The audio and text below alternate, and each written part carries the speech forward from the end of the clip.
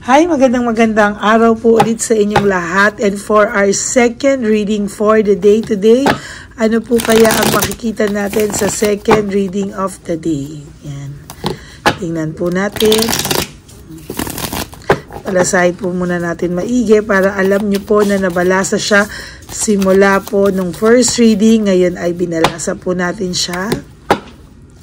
I hope na napanood nyo na po yung first, second, and third reading kagabi, no? Lalo na po yung third reading, no? Very powerful din po yun.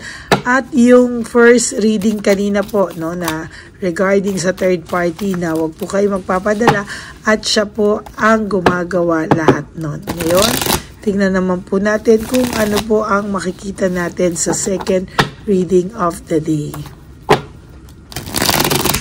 Yan. Okay, pili na po tayo ng 10. 1, 2, 3, 4, 5,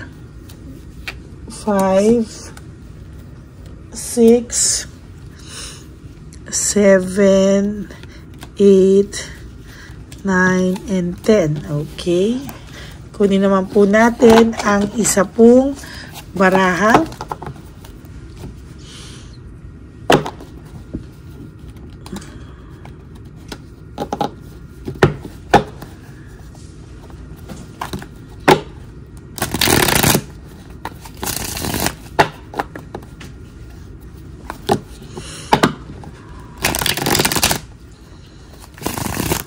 Ayan po.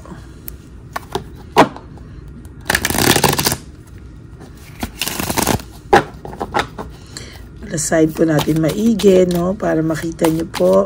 Yan. Na nabalasa po natin maigi.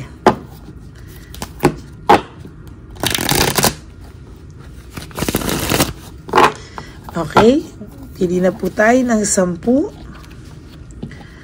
So, 1, 2, 3,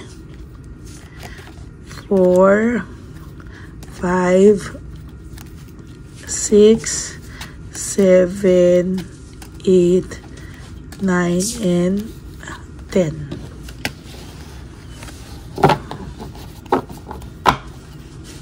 Okay, huwag niyo pong skip ito. Magsasanib puwersa na po ang ating mga baraha para makita po natin kung ano po ang message sa inyo ngayong second reading of the day.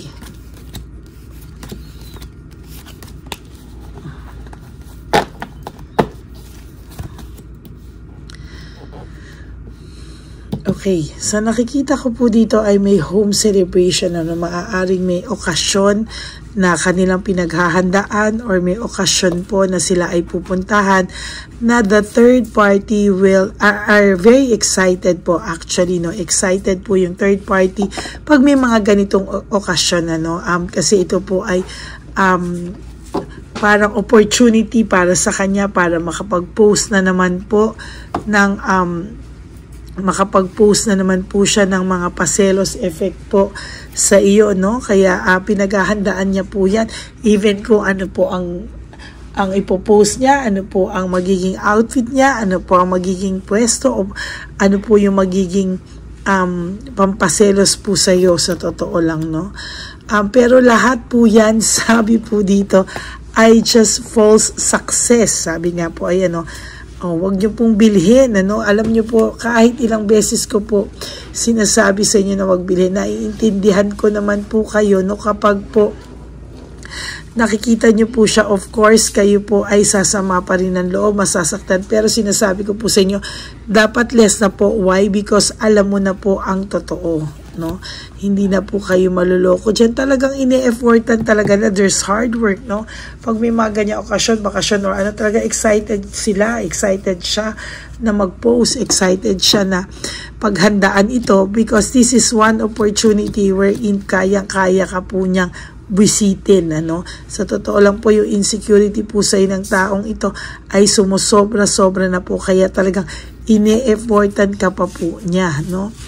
nag-hope po siya, there's hope na nag-hope po siya na kahit papano po ay talaga maaapektuhan ka dahil may nakikita pa po siyang pagmamahal between you and the person. Kaya sa totoo lang po, no, kahit po i-deny sa kanya ng person nyo yun, ay hindi niya po kayang i-deny kasi po sa totoo lang po, ayan no, kitang-kita po ng third party nyo kung gaano po siya, kung gaano po talaga siya naaapektuhan din at nag-iisip pa din sa'yo.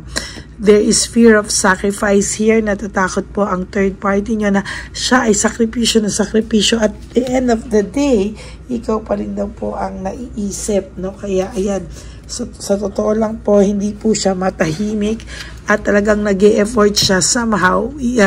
Nag-iisip ng ways on how to make you feel jealous, bad, and ma-hurt ka po talaga.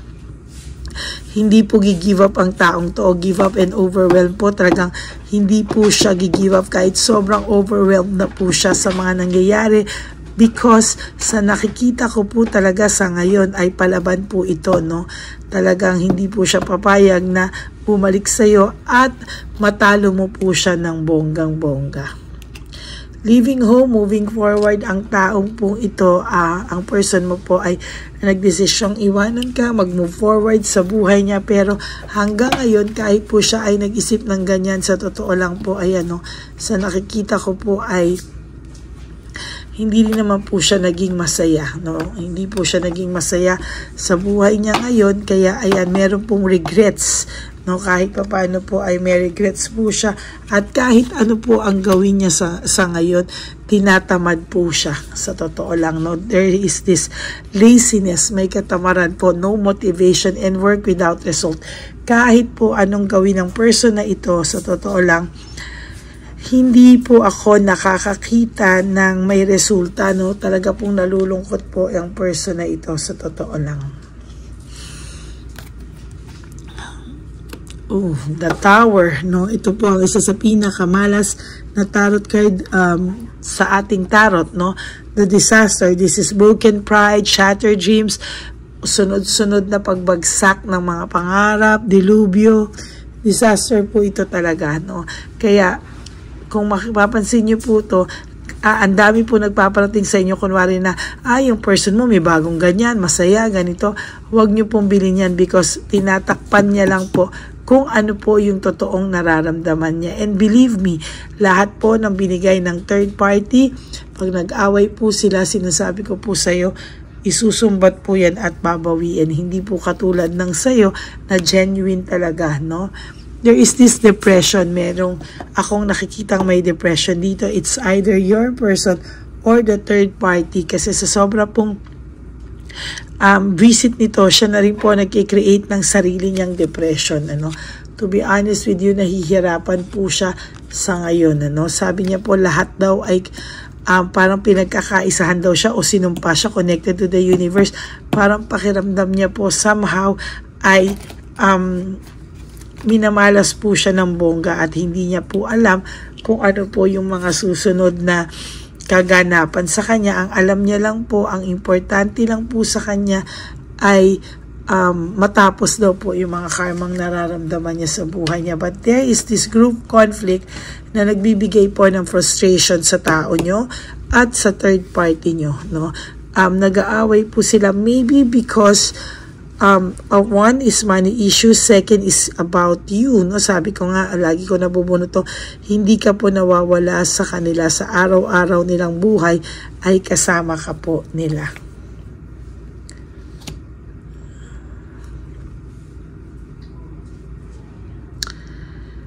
There is this forgiveness and recovery, no? So, nakikita ko po ay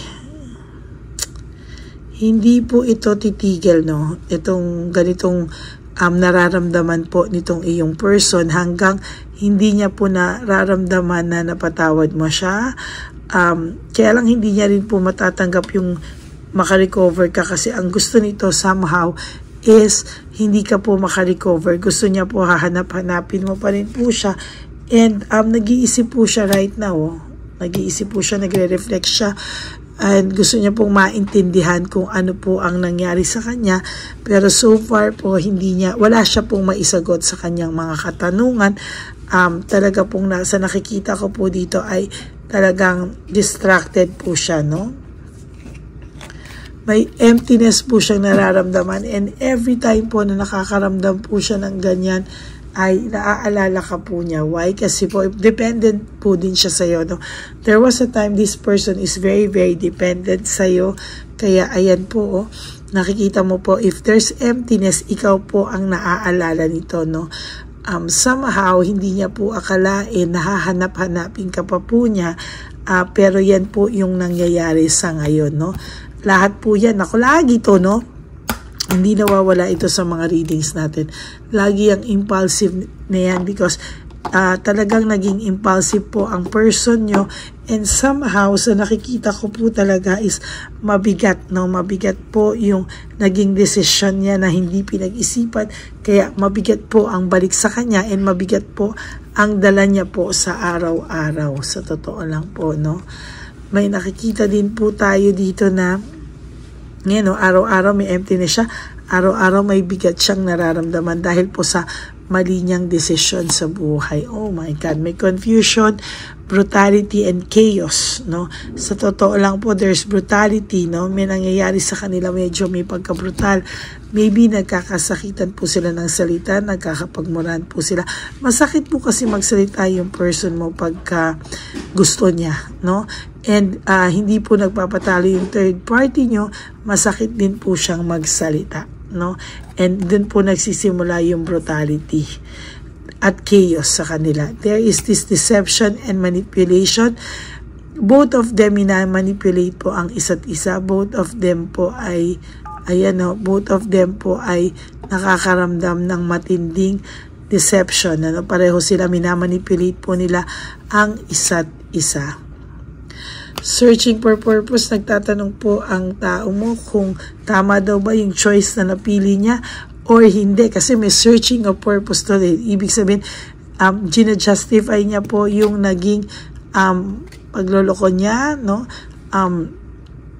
Sa totoo lang po, gusto niya pong hanapan ka ng kasalanan, ng butas, para naman po daw hindi niya na po dalhin, pero wala po siyang makita. Intrigue, no? Nakikibalita po siya sa'yo, nakikibalita po siya sa iyo ngayon, at sa totoo lang nag-i-stalk po ang person na ito sa iyo. And for your bonus card, no? Yan, for your bonus card, tingnan po natin kung ano po ang makikita natin sa bonus card. I hope that you can forgive me one day. Sana isang araw daw ay mapatawad mo siya. I wish I could take back my words. Pinagsisisihan niya po lahat ng masakit na salitang nabitawan niya sa iyo. Yan, dahil sa karma siya, no, nakakaramdam na rin po siya na gusto niya na pong humingi ng tawad po sa iyo. Okay?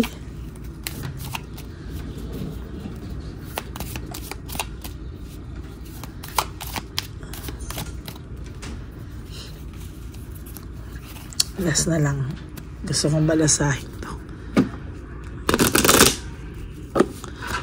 And then pili po tayo ng isa. Okay? Sabi niya, hindi siya nagre-react, no? Pagka daw po nag-i-stalk to sa'yo, nakiki-intriga to sa'yo, pero kunwari deadma po siya, no? Kunwari deadma siya, pero deep inside po, gustong-gusto niya nang bawiin lahat ng masasakit na salitang binitawan niya sa'yo, and sana daw po isang araw ay makuha mo siyang patawarin, ano? Pero syempre, di ba po, ang hirap naman magpatawad ng hindi humihingi ng sincere na kapatawaran. Okay, yan po ang nakita ko. Yan po ang second reading of the day. For those of you po who would like to have a private reading with me, you can message me po at Ladyly Elena. That's Ladyly Elena. Nasa dulo po yan ng ating video. Diyan niyo po ako makakontakt. That's my only official and legit FB account. Ayan. And sana po no skipping of ads and wala pong mag-skip from start to finish, because lalo na po pag ako ay nagbabalasa, dyan po ako kumukuha ng talaga ng ng energy and connection sa inyo. So please, no skipping of ads and no skipping of videos from start to finish. And for those of you who would like to give me a super thanks for this video, I would really love and be grateful sa super thanks na ibibigay niyo po, because nalalapit na po ang ating palute bag sa ating mga elderly, no, para po sa aking birthday celebration. Ngunit, no, baka po gawin ko na pong September, because I will be leaving on October para bisitahin naman po ang aking mami. Yan. So marami pong salamat, and I hope na may nakuha kayo mensahe out of this reading for our second reading of the day. Our title would be umaasa siya na mapapatawad mo siya isang araw. Isang araw umaasa siyang mapapatawad mo pa siya. So yan po ang inyong reading, no? To all my ever loyal and solid Lady Elena friends, family and subscribers, I love you all from the bottom of my heart, and sobrang salamat po sa lahat ng mga tarot card readers na naglalabasan dito sa YouTube. Ay patuloy niyo po akong hinahanap at binabalik-balikan. Yan. Na nakakataba po ng puso, kasing taba ko po. Yan. And of course, sa aking mga Lady Elena friends, family, and subscribers, lagi ko pong bilin sa inyo is life is too short. Don't make it shorter by stressing yourself from all the pains and heartaches na binigay sa inyo na kahapon. Just surrender everything to the divine universe and just let go and let God write your life and love story. Also, isa pa po sa mga payo ko is just to live one day at a time. Huwag nyo muna po intindihin kung ano po ang mga susunod na okasyon sa buhay nyo. Lalo na po, huwag nyo intindihin ang birthday niya, ang anniversary nyo, ang Valentine's, ang Christmas at ang New Year at ang lahat ng season, rainy season, summer season. Just live for today, no?